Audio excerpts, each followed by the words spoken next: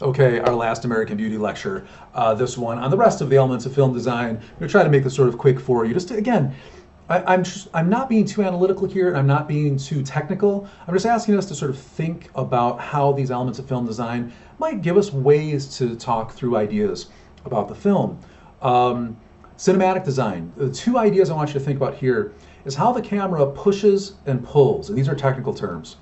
A push is when a camera is on tracks or rails and it just goes forward very slowly. The film uses this in almost every scene. You'll just see somebody sitting down and the camera will slowly go to them. It's a way to add tension, but it's also a way to demonstrate the looking forward idea or looking more closely idea. The whole film seems to be centered on. A pull, you guessed it, just pulling away, letting us sort of get to understand more and more and more and get in a wider scope of things.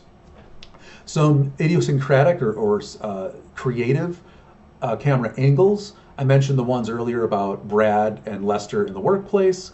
I think there's a really cool one, and Lester and Carolyn are on the couch, and there's the beer spilling moment.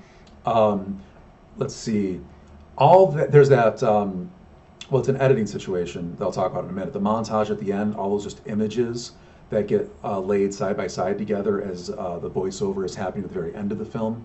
Um, so those are some things you might look at in terms of cinematography, the movement of the camera and the position of the camera. Visual design, the roses. And some of those images of the house, there's hundreds of little flashlights on every single rose. So when the camera is looking at the house, every rose is lit up. We would probably do that nowadays with computer generated graphics, but back then, a lot of physical things on set to make the flowers look glowing, etc. You can look at the tables, the living rooms between the Fitz household and the Burnham household. All of that mise en scène, the tables, the chairs, and then of course the makeup that each character is wearing, how their hair is done. We get a very 1950s household in the Fitz household, and then a more 1990s household in the Burnham family. So again, those elements of visual design. Think about things like that shot of Carolyn after cleaning the house, and she closes the blinds and she's in a dark room and she starts slapping herself, getting very angry that she didn't sell the house, this moment of failure in her mind. The visual design, it's almost like she's locked inside her own head and she will punish herself inside her own darkened mind. A similar shot when Lester and Carolyn are at the party and Lester meets Ricky and they're getting high behind whatever that building is, some sort of party house. There's a weird door open with this yellow light coming in, and then brick wall, gray brick wall. Almost like gray matter. It's almost as if Ricky and Lester are in the mind.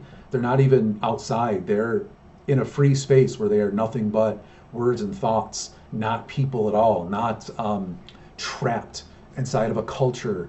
This is where Ricky quits and all of that jazz. So really look at some of the visual design of the film and how what we're seeing is put together. Editing is, how one image goes into the next. I think that montage at the end where we hear Lester's voice talking about what he loved in life, and these images are spliced together. The one that gets me that I think is very just gorgeous. He's just talking about his daughter, and he says, and Janie. And there's a picture of Janie kind of looking 16 years old and pissed off behind a door. The door closes and opens, and there's Janie in like a princess dress in black and white with a little sparkler, I think, and she's maybe, I don't know, 8 years old or something. Those images spliced together like that, edited together with that voiceover, where they're asking us to feel something, they're asking us to play around. And also maybe all those images put together one by one at the end is asking us to think about Lester's montage, or Lester's ideas, voiceover in a different way, looking at how all those different lives responded to his shooting. So editing becomes very cool in the film, very important to look at. And lastly, sound design. I mentioned this before very quickly. Think about those weird moments where the music, it is music, but it doesn't quite sound like traditional music you hear on the radio. It's out of tune, it's strange, it's rhythmic, it repeats itself. It gives us a sense of fantasy or something being sort of subtly off, versus the soundtrack, these 1970s tunes versus these 1950s tunes. Like Carolyn's in the 1950s, Frank Sinatra and that sort of jazz. And then Lester's in the rock, the sort of the drug rock of the 70s, if you will. And how all of that music comes to sort of create a texture for the house, along with the cinematic score, the actual music we hear throughout the film. And then the sound design. We're hearing video cameras. We're hearing, beds squeak. We're hearing guns shoot.